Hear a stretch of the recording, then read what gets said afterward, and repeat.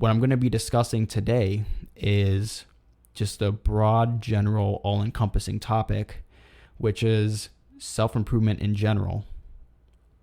That's it, just self-improvement in general. And why should you do it? Or why do people do it?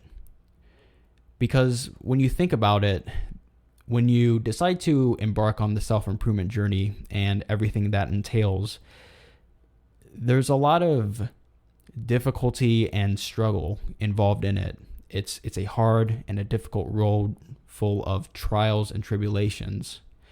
You're going to experience a lot of failures.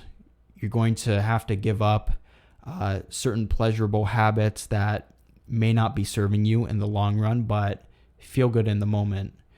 And you're going to be forced to face a lot of inner demons and to do things that oftentimes really make you nervous, that make you anxious, that make you uncomfortable. Oftentimes there's a lot of pain involved in the process, a lot of struggle involved in the process. And choosing to go on self-improvement and really committing and dedicating yourself to it, it is not an easy task. With that being said, a lot of people may be confused as to why you would want to do this. Why would you want to go through all this struggle, go through all these trials and tribulations, have to work this hard and give up things that give you pleasure? Why would you do all of this? Wouldn't it just be easier? Wouldn't it just be more pleasurable? Wouldn't it make you happy to just relax, live a life of fun and instant gratification where you don't have to restrict yourself and you can do whatever you want? If you want to party, you can do that. If you want to play video games all day, you can do that. If you want to watch Netflix all day, you can do that. If you want to eat junk food on the regular, you can do that. You don't have to exercise because that hurts, and you don't have to give up a lot of the things that you think make you happy. Why would you want to give up that, right? And why would you want to do all of these difficult things? Why would you want to put yourself through all this pain, right? Why would you want to do that? That's what a lot of people are thinking right now. And those are the values that a lot of people are living by for those that are not on self-improvement and have chosen to live a lifestyle that's very much on the opposite. But at the same time, there is a increasingly stronger and stronger voice in our culture when it comes to self-improvement and people talking about all the goals that they're trying to achieve, whether it be exercise or no-fap, nutrition, starting a business, becoming an entrepreneur, working hard on a career in general, just putting together really good habits such as skincare, such as doing martial arts, or improving their social skills, working on their social anxiety, improving their sleep schedule, doing a skincare routine, just all these different things. There is an increasingly growing voice amongst young people that I've noticed of advocating for self-improvement and discussing self-improvement with other like-minded young people. And so that behooves the question, why are people doing this? Why are people continuing to push themselves to do things that may be uncomfortable, and they may hate a lot of these habits that they're doing, but they keep making themselves do it again and again and again until they learn to love it, or until they learn to at the very least tolerate it?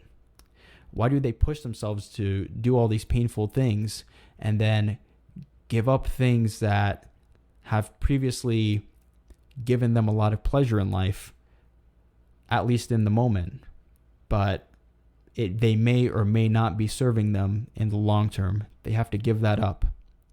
What is it that people get out of self-improvement? And so in this episode, I will be exploring that topic in depth. I think the number one most important thing to understand when it comes to the benefits of self-improvement is that Self-improvement, it gives you hope in life. It gives you a reason to wake up. And oftentimes it can serve as a source of happiness.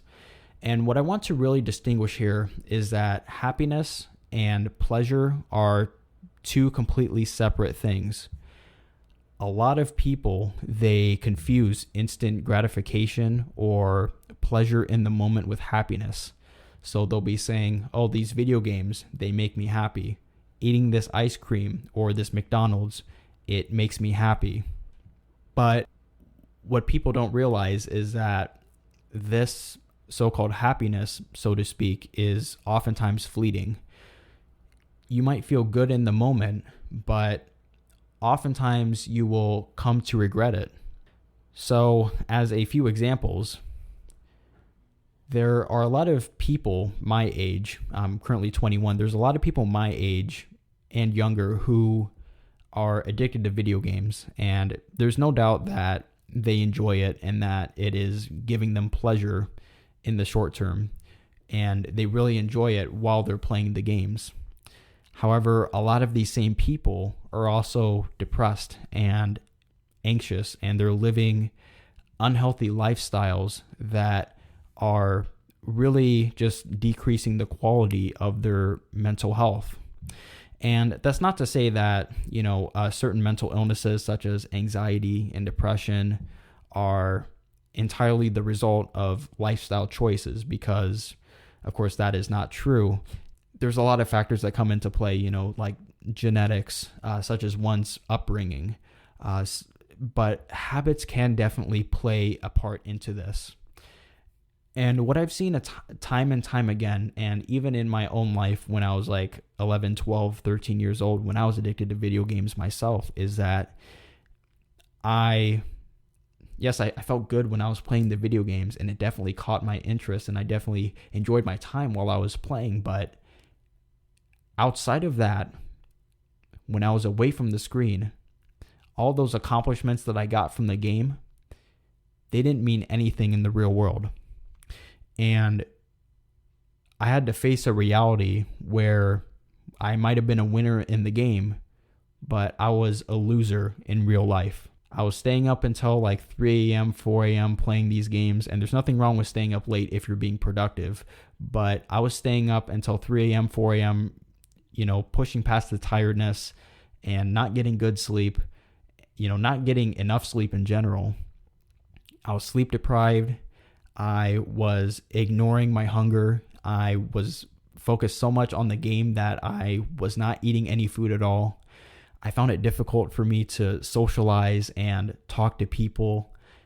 You could not call me happy, not in the slightest stretch of the imagination. So there's no way that you can say, oh yeah, video games are making me happy. Unless if you're leading a successful career, perhaps because of the video games, perhaps you're a competitive gamer, or you might be a video game designer, and you're leading a successful and productive career because of the video games. If you're just addicted to it and you're using it as a way to escape your life, to escape your problems, then there is no way that you can say that video games are making you happy. And that's just one example. And people use this example for all sorts of different things in life. They might be saying, oh, but drinking makes me happy. Porn makes me happy. And just all sorts of different examples that I could list off the top of my head, but that would be all day. There's a lot of things that are pulling for our attention in the modern day. A lot of the food that we're eating, a lot of the processed food that we're eating, have been designed by experts to be as addictive as possible. And a lot of the apps that we use nowadays, like social media apps and entertainment apps, also video games as well, they are also designed by experts to be as addictive as possible. In this economy, oftentimes you are the product. Whenever your attention can be swayed by these corporations, then that is when they're going to profit the most. And keep in mind that these people are not concerned with your health. They are concerned with profits. And you have to be incredibly vigilant because people have designed a lot of these things, these instant gratification products, to be as addictive as possible, to be as pleasurable as possible, to fool you, to lull you into this sense of happiness. But it's fleeting. You feel it for a few moments and then it goes away, and then you feel like garbage afterwards. And relying on this instant gratification can continue to lead to more addictive behaviors that eventually just ruin your life in the long run, whether it be like a real drug or alcohol addiction, tobacco addiction, or it can be more of a psychological addiction, such as a video game addiction, social media addiction, internet addiction, pornography addiction. A lot of these things, they are real, and they can really trap you and disarm you from being able to go out there, live the life that you want to live, and achieve the goals that you've had for the longest time. And so your happiness, it needs to come from a longer term source. It cannot come from instant gratification. And so what is the alternative? I believe that it is delayed gratification. Delayed gratification is doing things that are painful now, but they make the rest of your life better, as compared to instant gratification, which is doing things that feel good now, but do not serve you in the long run and may be making your life worse in the long run. You need to do the opposite. You need to do things that are painful, that are uncomfortable now, but you get used to it, and they start to really provide long-term value into your life. Some examples include working out, fitness, working on a business, working on your career, building good habits for yourself, such as meditation, such as mindfulness, such as even something as simple as keeping your house clean. All of these different things are important in your life. They might not feel good in the moment. It might not feel good in the moment to do your laundry and clean your house, right? It's boring. But, as Jordan Peterson says, you have to clean your room. That's one of the first steps to self-improvement. You have to start with cleaning your room, because even though, yes, it's boring to start out with, but you feel good once you get done with it. And you see that spotless, organized, decluttered room. And it gives you now the space to really think more clearly and to think more positively, because you have just brought an achievement under your belt. And even something as simple as making your bed in the morning can be a highly beneficial thing, because that gives you one win for the day. And then you can keep the momentum going and lead a more successful day as you move forward. And so a second source of happiness is gratitude. A lot of people do not talk about this. You need to be able to appreciate the small things in life, because it is an unlimited source of joy that you can always draw from. Because the food that you eat and the water that you drink as well, you can really look at this and realize that this is a blessing, because a lot of people can't eat on a regular basis. A lot of people do not have a clean water to drink. A lot of people do not have these things. And the technology that you're using right now, a lot of people can't afford a computer. A lot of people cannot afford a phone. And when you look at nature, for example, you look at the trees, you look at the sky, you look at the animals. A lot of people live in places where they aren't even able to see nature on a regular basis. A lot of people don't have access to that, or they don't have consistent enough access to that. And also being grateful for the people that you have in your life, the people that love you and care about you, your friends, your family, your community, your significant other, if you have one. All of these people are blessings. And you need to realize that everything good in your life, whether it be big or small, that is a blessing that you have to be appreciative of. And a lot of people are so focused on the negative. A lot of people are so focused on what went wrong rather than what went right. And when you are able to shift your perspective over time and make a deliberate effort to focus on everything that is good within your life, everything that is good, everything that is virtuous, everything that is setting you up, everything that is giving you long-term benefit in your life, you have to feel pleasure and feel gratitude for these things. And like I said, it is an unlimited source of joy that you can always draw from. And so I'd recommend checking out the YouTuber Hamza for more information on gratitude. And one habit that I recommend is gratitude journaling. So pull out a journal, whether it be on your computer, you could just even pull out like your notes app on your phone, or even pull out just a piece of paper and start writing about everything that you're grateful for. Just list it out. And if you want to, you can explain why you're grateful for that to really deepen the effect. And so I very, very highly recommend that you practice gratitude on a regular basis. A third source of happiness that you can draw from is meaning. Having a reason to wake up in the morning and giving yourself a reason to exist. This is incredibly important because when you're just drifting aimlessly through life and you're just doing what you're supposed to do or what you have to do, and you're not really looking forward to anything in particular, oftentimes this can lead to you engaging in bad habits because it doesn't really matter in the long run, right? And so I very highly recommend that you really just evaluate, like, what do you think the meaning of your life is? Or if that's too big and grand to think about, I just want you to consider, okay, what are some things that you're passionate about? What are some issues that you think that you could fix in the world, or that you could just at least leave a lasting impact on?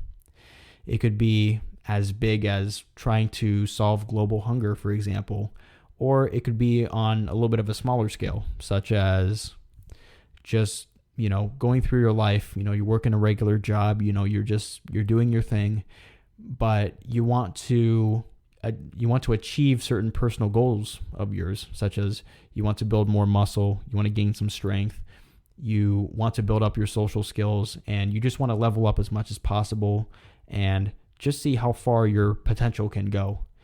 So you can go as big or as small as you want, and you can really just personalize what goals you really want to achieve and what you don't want to achieve. And so I highly recommend journaling about this. Journaling is a great habit in general, and so I'm definitely going to recommend it in this context.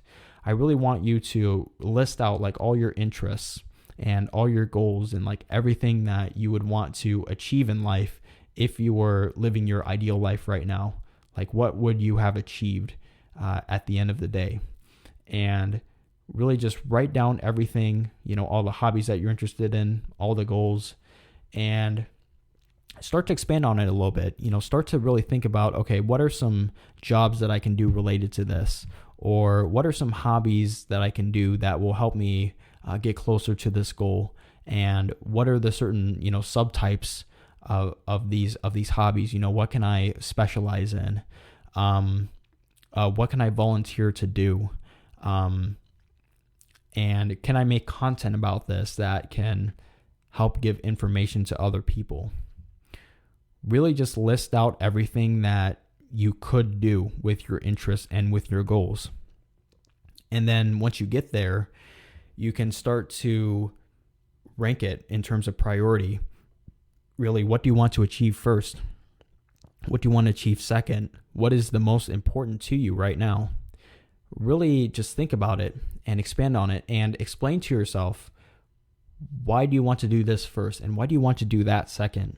And why do you want to do this thing last? And this can really help just give you a clear picture of what you're supposed to do. And from there, what you can do is really just start writing down the steps of what you can do. And so I recommend starting out small and then going big. So you can say, start by writing out like your steps to self-improvement.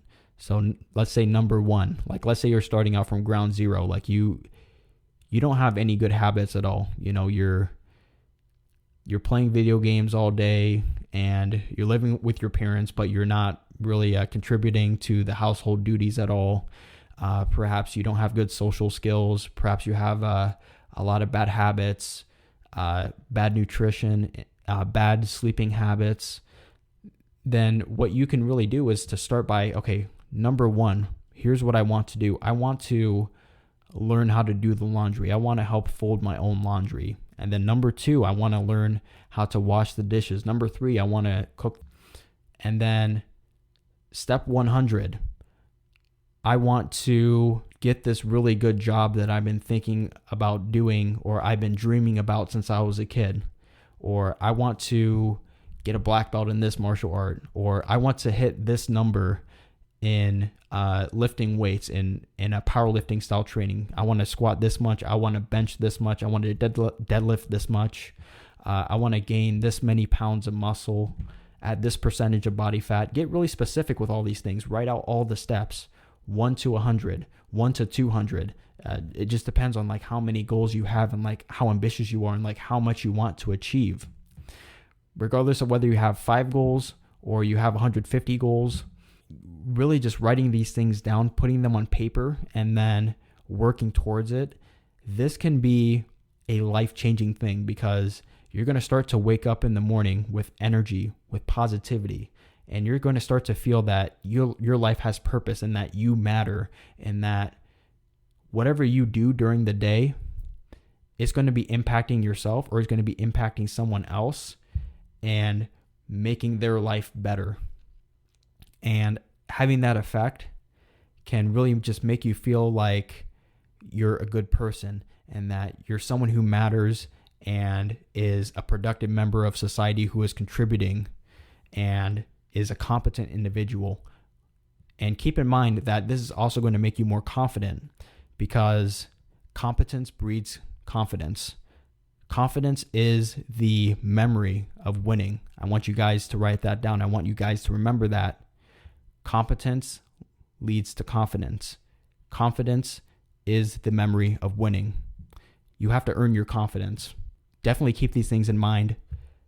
And when you get the time, definitely try doing this project of writing down everything you want, especially if you're lost, you're not sure what to do, you're not sure what to start with.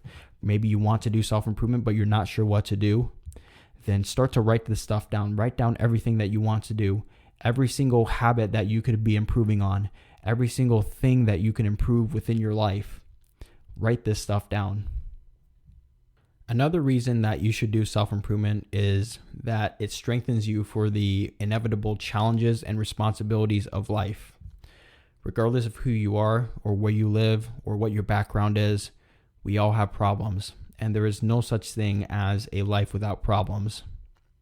Whether you're rich or you're poor, young, old, on self-improvement, not on self-improvement, no matter who you are, we all have problems in life, and we all have things that are going to be stressing us out. And because of this, you need to keep in mind that you should not be praying for an easy life, because that does not exist. You should pray for the strength to endure a difficult one. That's a quote by Bruce Lee. And so with that being said, how you react to your problems in life can determine how much you suffer from them. And so with the problems that you're dealing with, you definitely need to ask yourself, are you viewing these problems in a realistic light? Are you viewing them in a way that makes sense? Or are you agonizing over it too much? Are you blowing things out of proportion?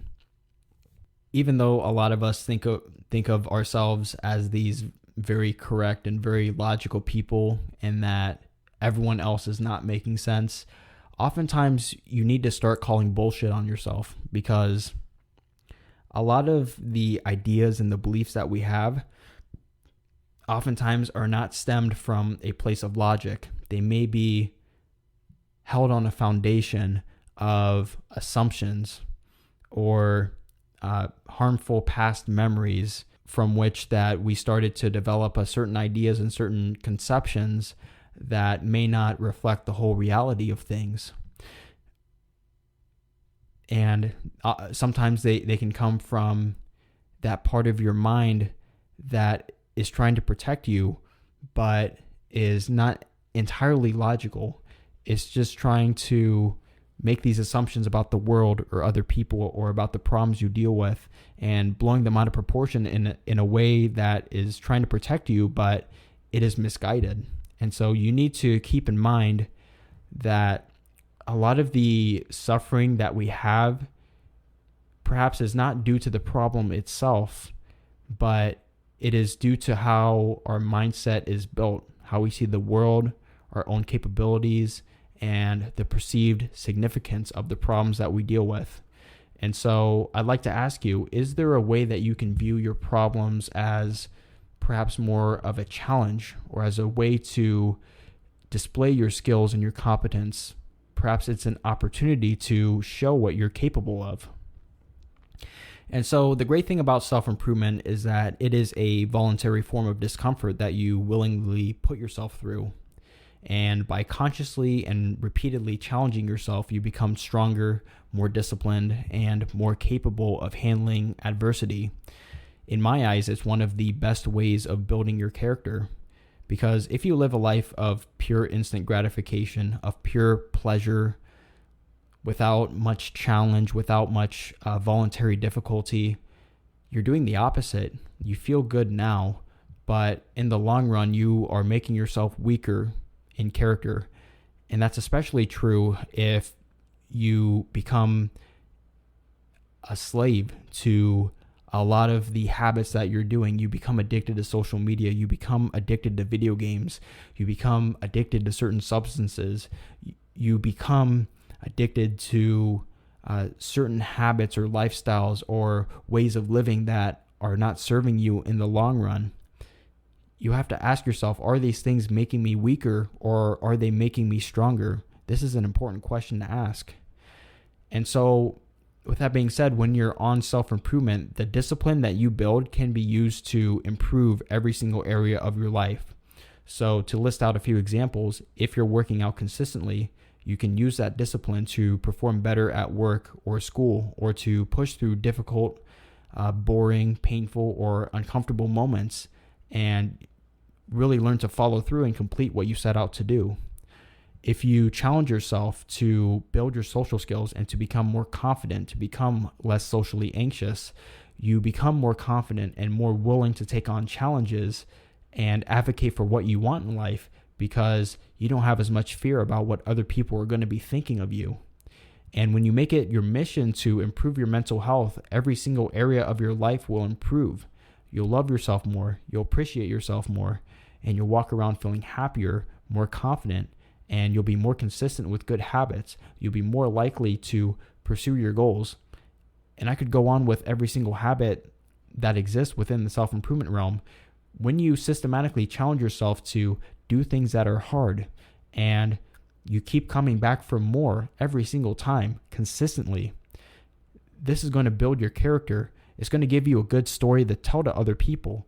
It's going to give you more opportunities to feel ready to take on adversities and problems as they come into your life, whether they be from work, whether it be certain interpersonal conflicts that may come up within your life, when it comes to certain financial difficulties or career difficulties.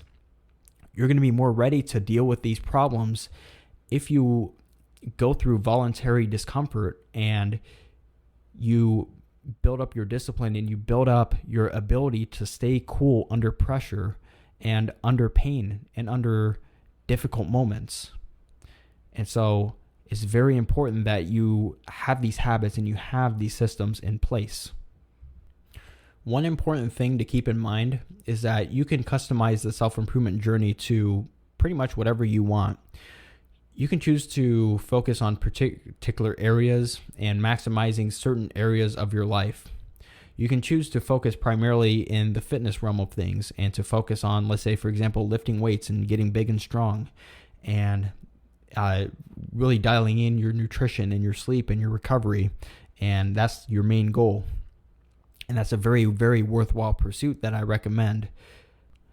And then there's some people who may focus on career, for example, just focusing on making as much money as possible, on being as successful as they can possibly be, building up their skills, building up their people skills as well, which is very important. Just building up their career and getting their money up in general. And this is also a very worthwhile pursuit, and definitely something that's very relevant to just improving your financial situation in general. And so you have to find really what you're interested in the most and what you want to pursue. You can choose to specialize or be general. What I recommend is taking an eclectic approach to self-improvement. And so that's why I call my podcast the Eclectic Improvement Podcast. And so I think that you should have at least one goal related to every area of life that exists, pretty much. And so the main ones that I've listed are physical health, mental health, finances, social life, and personality development. And there's so much more that you could also look at. And it's just all about optimizing the areas of life that are the most important to you. I recommend taking the Bruce Lee approach to things. So absorb what is useful, discard what is useless, and add what is specifically your own. Keep in mind that you don't have to follow any specific influencer and do everything that he or she is telling you to do. Do not be afraid to develop your own method, or to come up with your own ideas, or to just kind of invent like your own lifestyle, and to kind of borrow from different ideas from different types of people. You don't have to do everything that I tell you to do. You don't have to follow everything that someone else is telling you to do. You can just take bits and pieces, find what is working best for you, and then really apply that into your own life. Just kind of plug it in. And I definitely think that there's a lot of benefit to that, getting a lot of different ideas from different, whether it be books or internet influencers, podcasts, audiobooks, articles, or even just people you talk to in real life. Having all this input from all sorts of different kinds of people, seeing the overlap, seeing what everyone is recommending, and, seeing, okay, what advice do I think is the most effective for me, and which ones do I think are either incorrect or don't really apply to my life. Definitely look at everything you see critically. And so for another journaling project, what I want you to do, if you're interested in doing this, is to write down the areas of life that you feel like you need to work on the most right now. And just listing out the top 5 areas, such as the ones that I listed, or perhaps you have a different area in life that you're looking at more, and you can list them in terms of priority, whether it be like a 1 to 10, top 10, or like a top 5 or top 15, whatever it may be, with 1 being the most important, the last number being the least important. And then from there, you can really look at each area and think, okay, what is one thing that I can do to improve this area of my life? What advice have I heard about this that I could do? And then once you list these things out, you can truly break them down and then analyze whether the advice is the most relevant to your life situation. And then write down some of your own ideas and see if that is going to solve those issues for you, or just level up that area in general. And could you modify the advice you hear? Could you modify what other people are doing and then put it into your own life to better suit your needs and priorities? If you're currently struggling when it comes to thinking about, okay, what do I want to do when it comes to self-improvement? I'm not sure where to start. Definitely try out this journaling assignment and really, make use of it. And it should give you some more insight as to what you can do to get started with, and what are some habits, what are some goals, what are some lifestyles that you can pursue that'll bring the needle forward and really level you up in general. All in all, self-improvement is really just what you make of it. It's really just choosing what you want to do and living a life customized to that. One thing that a lot of people don't realize about self-improvement, perhaps because of the name and what it implies, is that you're not just helping yourself when it comes to self-improvement.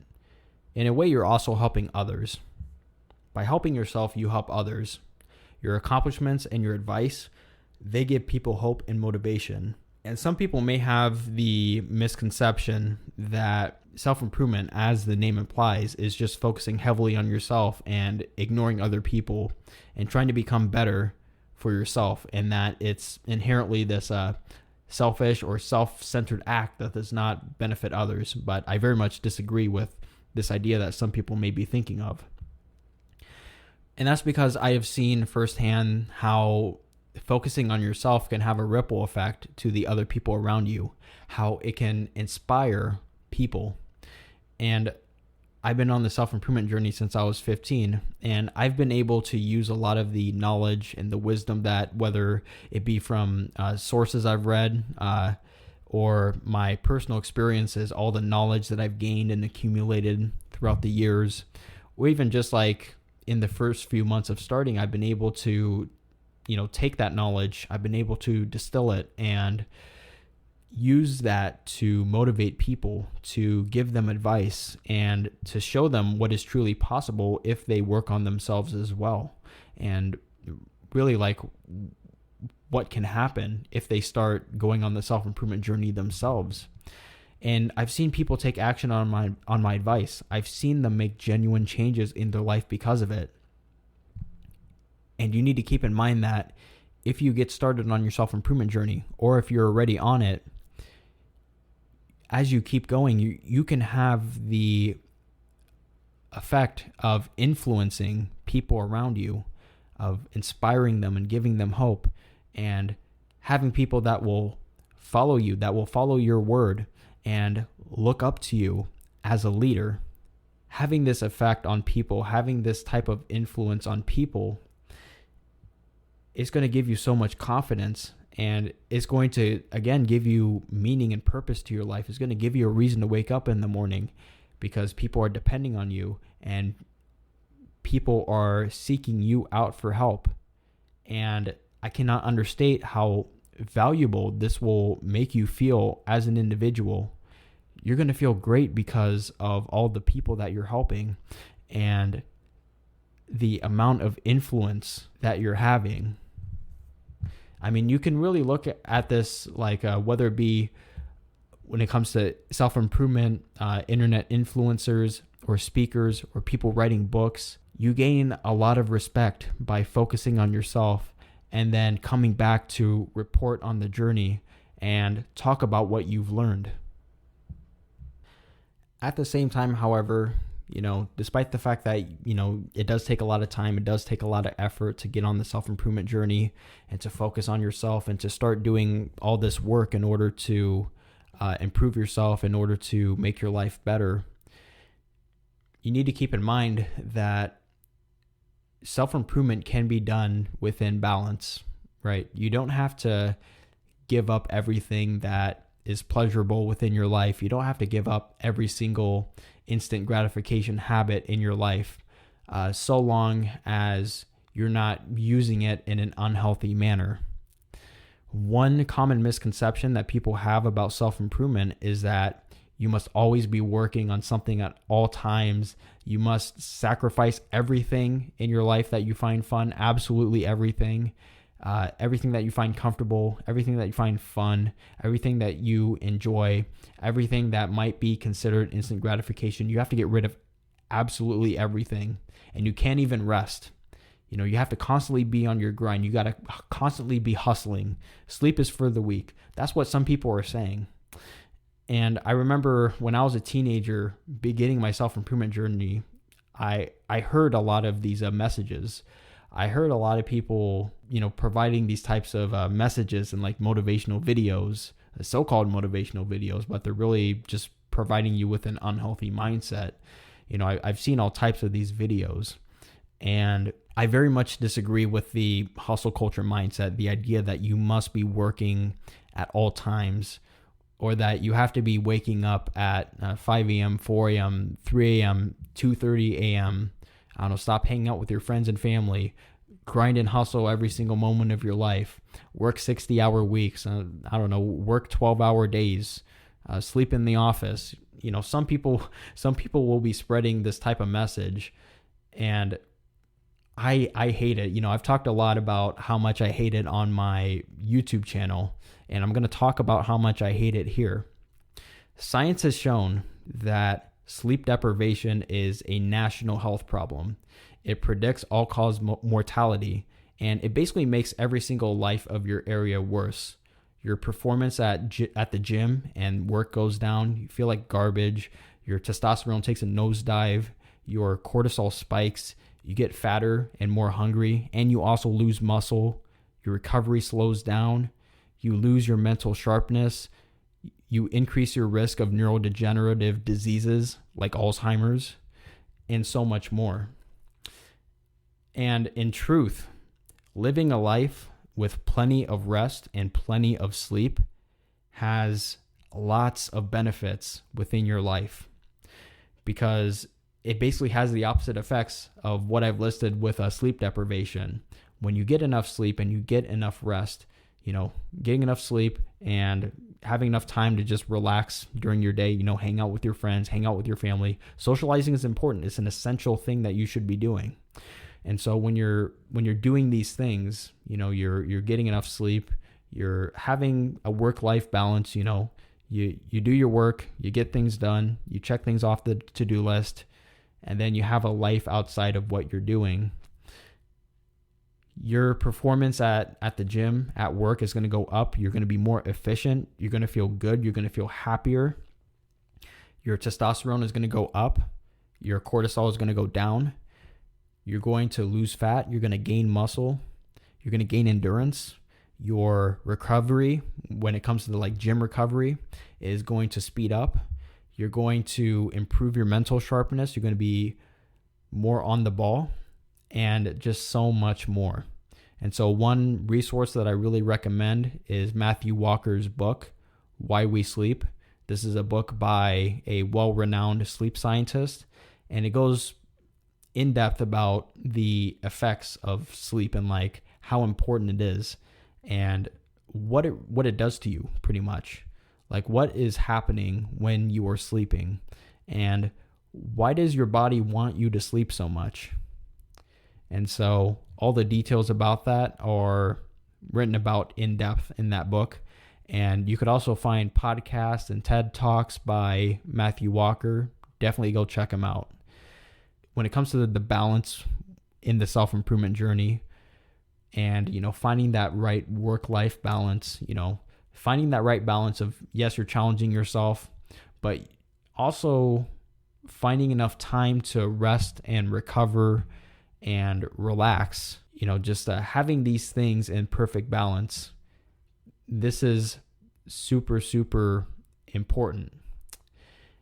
And one thing to keep in mind is that even just resting and relaxing, these things have benefits. For example, for those of us who are students or maybe working an office job, when you break down the monotony of sitting down all day in front of the computer or in front of a book, and when you get up and you walk around, you get a little bit of physical activity, or you go to the gym at the beginning or the end of the day, that can help really just relieve your stress. It can provide a myriad of benefits in pretty much all areas of life. Just like recovering from a workout, your brain needs time to recover as well from mental exertion.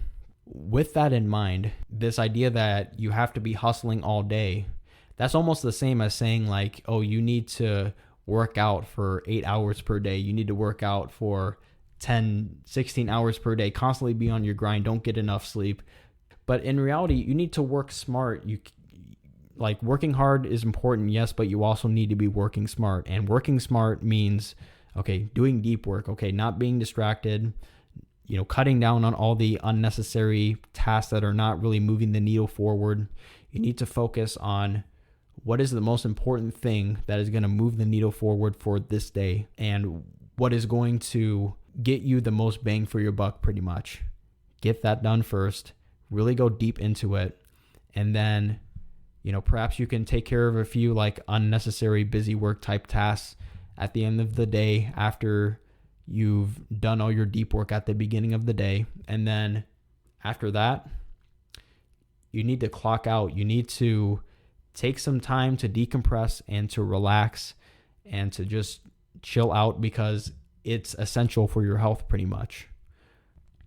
So if you're currently swamped with all sorts of different tasks that you're doing and you want to know how to give yourself more time to rest, to recover, to relax, and to get enough sleep, then I have a few tips for you that might be of help. So I'd recommend, first of all, to not say yes to everything that people ask you to do. You need to live your life by 2 criteria. So number 1, is it essential? As in, will there be dire consequences if I do not perform this task? If the answer is yes, then you do it. And the second one is, do I want to do it? If the answer is yes, then you do it. If the answer to both of those questions is no, well, then you don't need to do it.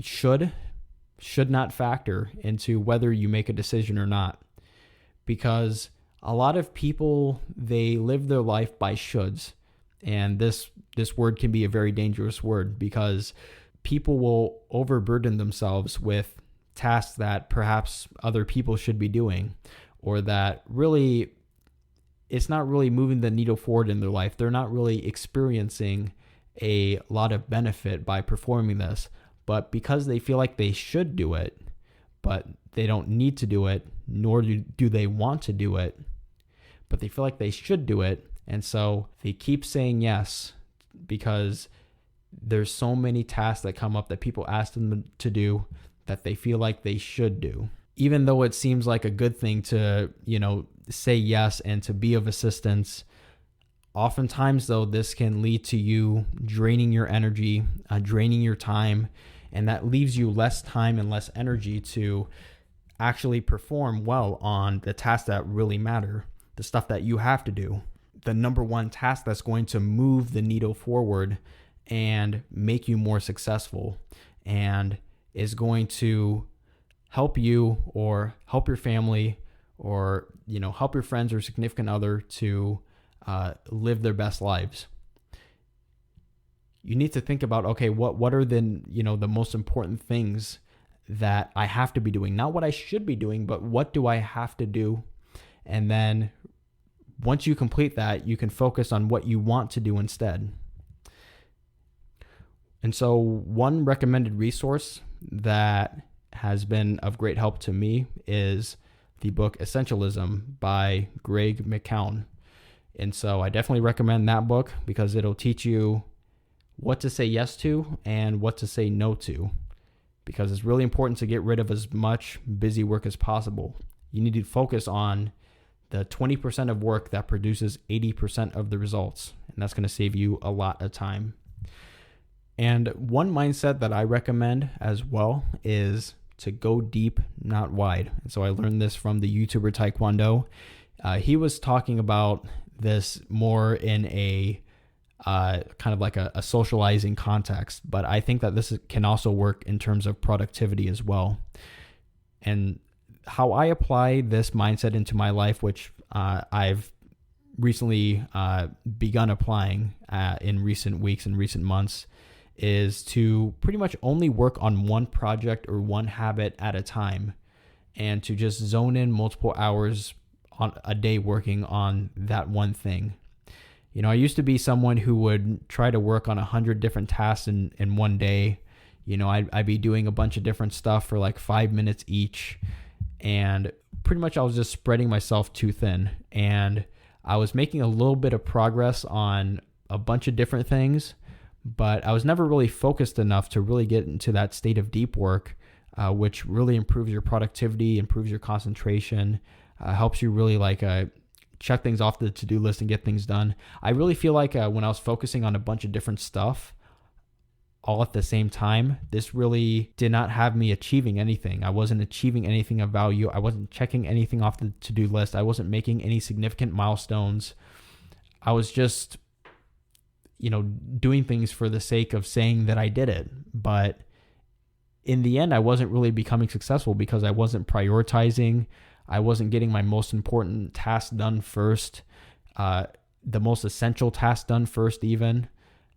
I was going wide but not deep. And in recent months and in recent weeks, I have been focusing on just working on one or even just a few things at a time, and to just get into that zone and to focus on that one thing and do it for multiple hours, get it done, check it off the to-do list, and then say you got it done, move on to the next one. Just do one task, knock it out, move on to the next.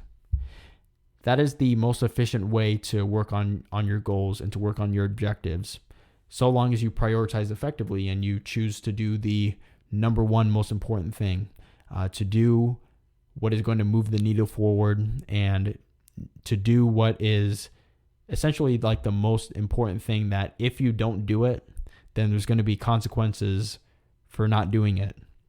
And if you do it, there are significant positive consequences to getting it done. And it's going to make your life better in the long run. And then from there, as you knock out those number one most essential goals, you can start to move on to goals that are a little bit more fun, or goals that are a little bit more personal in nature, that you can now get around to and really make significant progress in. One thing to keep in mind when it comes to the general rest, relaxation, sleep, and work, and having that balance with everything, is that there's a spectrum of people, right? So there are people that are just completely lazy, and that's a bad thing. You should not be lazy. You should not be someone that does not work hard a day in his life. But at the same time, you should not be someone who works too hard, because that also is bad, and it has negative effects and makes you less efficient than you should be. And so you need to be somewhere in the middle. So you need to work hard and also rest hard. You need to have a work-life balance.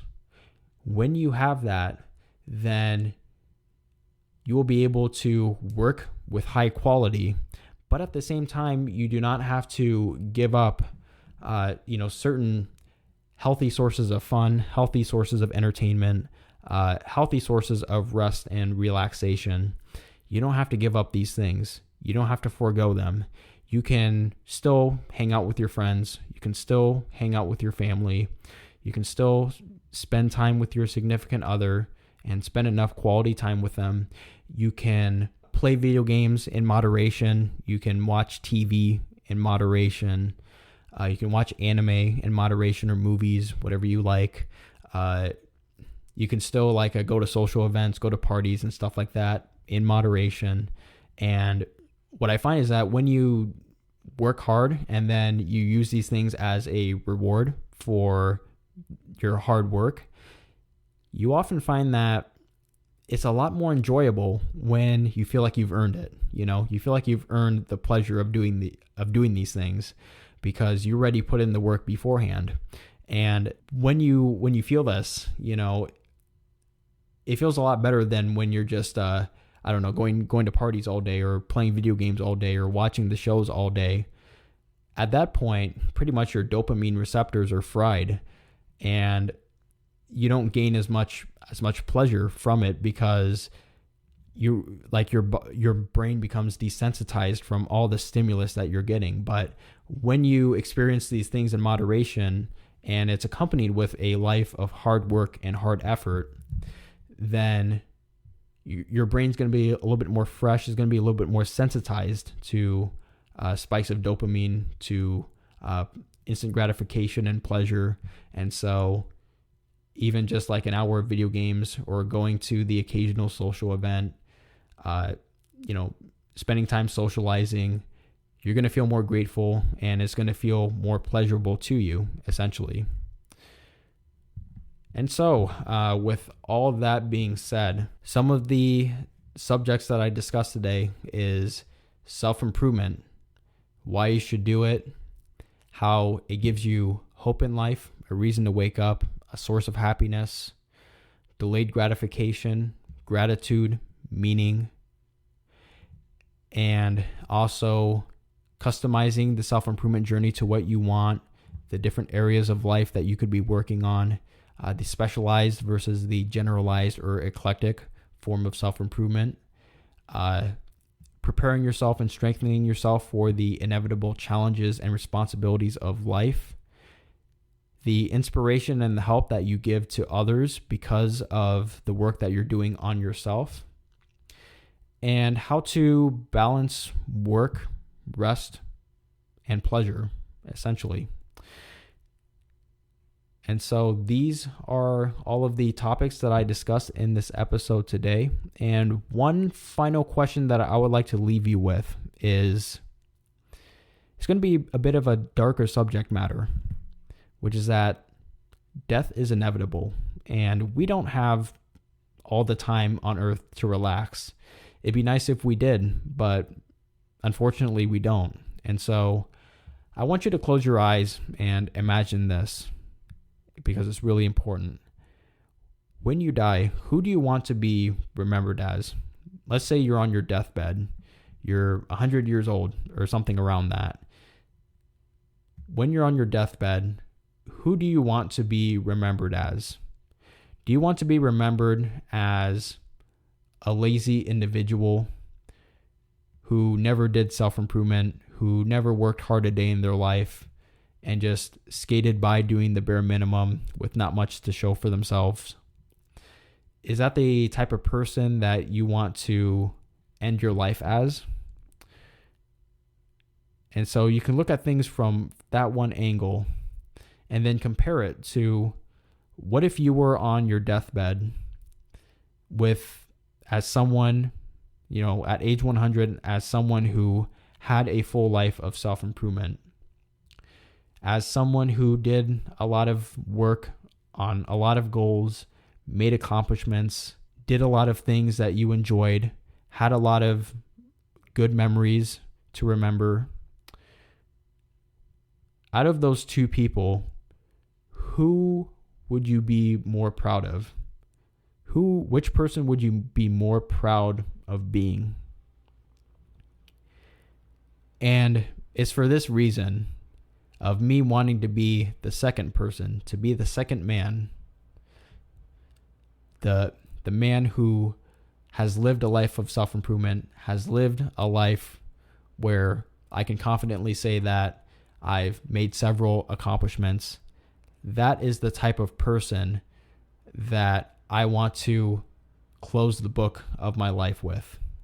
That is the type of person that I want to be. That is the type of person that I want to leave my mark on the world with. You need to keep your entire lifespan at mind. You need to have a long-term vision for your life. And it's for that reason as to why I'm on self-improvement. I want to be able to confidently say that I've impacted people, whether it be a handful of people or hundreds of people, thousands, millions of people, whatever it may be.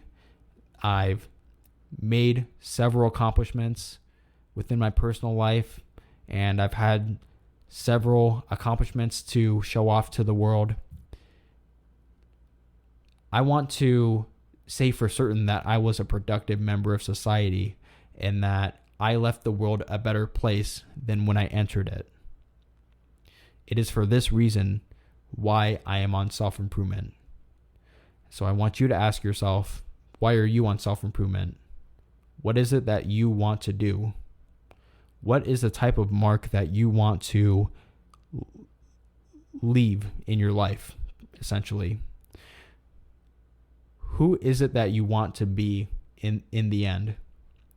What is your long-term vision? Who is your ideal self? What does that person represent? What are they doing with their lives? I want you to think about that. And so, with all that being said, I want to thank you for taking the time to listen to this podcast episode. There's more to come in following months, and you can go check out my YouTube channel if you haven't already, and you can find some more content on self-improvement. Same name, Eclectic Improvement. And if you haven't already, check out my previous episodes on exercise and also just introducing myself, my first episodes of the podcast.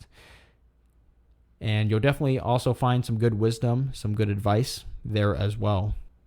With that being said, I'm grateful for you for checking out my podcast, and make sure to share it if you think that someone else can benefit from this. And so with that being said, I'll see you all next time.